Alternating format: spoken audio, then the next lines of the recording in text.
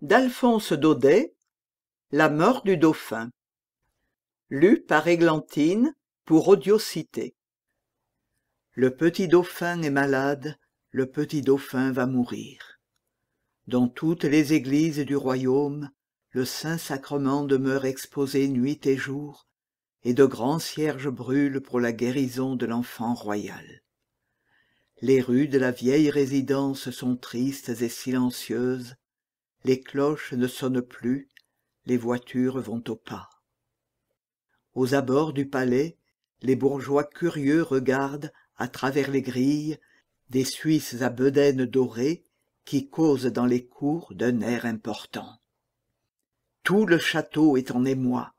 Des chambellans, des majordomes montent et descendent en courant les escaliers de marbre. Les galeries sont pleines de pages et de courtisans en habits de soie qui vont d'un groupe à l'autre quêter des nouvelles à voix basse. Sur les larges perrons, les dames d'honneur éplorées se font de grandes révérences en essuyant leurs yeux avec de jolis mouchoirs brodés.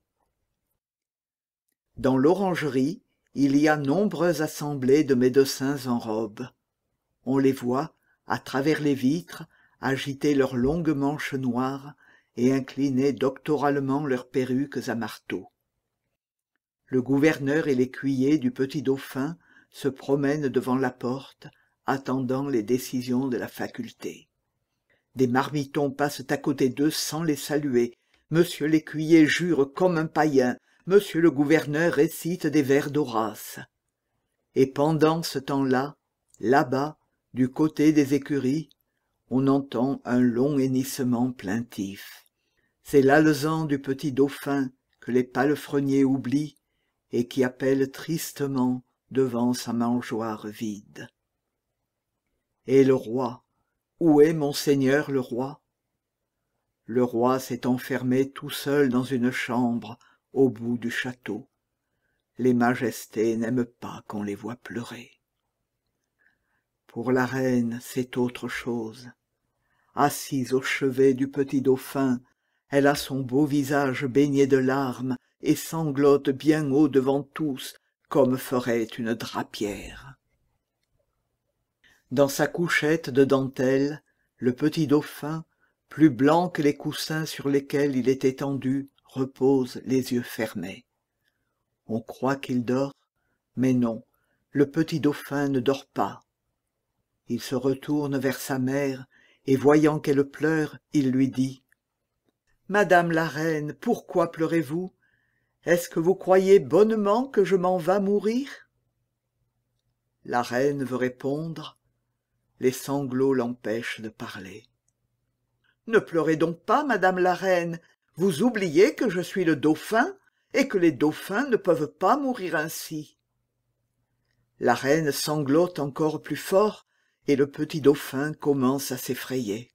« Oh là, dit-il, je ne veux pas que la mort vienne me prendre, et je saurais bien l'empêcher d'arriver jusqu'ici. Qu'on fasse venir sur l'heure 40 lansquenets très forts pour monter la garde autour de notre lit. Que 100 gros canons veillent nuit et jour, mèches allumées, sous nos fenêtres. Et malheur à la mort si elle ose s'approcher de nous. » Pour complaire à l'enfant royal, la reine fait un signe. Sur l'heure, on entend les gros canons qui roulent dans la cour, et 40 grands lansquenets, la pertuisane au poing, viennent se ranger autour de la chambre. Ce sont de vieux soudards à moustaches grises. Le petit dauphin bat des mains en les voyant. Il en reconnaît un et l'appelle « Lorrain, Lorrain !» Le soudard fait un pas vers le lit. « Je t'aime bien, mon vieux Lorrain. Fais voir un peu ton grand sabre. Si la mort veut me prendre, il faudra la tuer, n'est-ce pas ?» Lorrain répond « Oui, monseigneur. » Et il a 2 grosses larmes qui coulent sur ses joues tannées. À ce moment, l'aumônier s'approche du petit dauphin et lui parle longtemps à voix basse en lui montrant un crucifix. Le petit dauphin l'écoute d'un air fort étonné, puis tout à coup l'interrompant. Je comprends bien ce que vous me dites, monsieur l'abbé, mais enfin, est-ce que mon petit ami Beppo ne pourrait pas mourir à ma place en lui donnant beaucoup d'argent? L'aumônier continue à lui parler à voix basse, et le petit dauphin a l'air de plus en plus étonné. Quand l'aumônier a fini, le petit dauphin reprend avec un gros soupir. « Tout ce que vous me dites là est bien triste, monsieur l'abbé. Mais une chose me console, c'est que là-haut, dans le paradis des étoiles, je vais être encore le dauphin.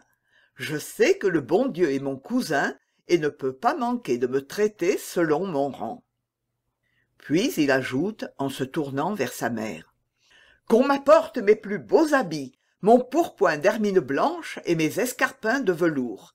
Je veux me faire brave pour les anges et entrer au paradis en costume de dauphin. »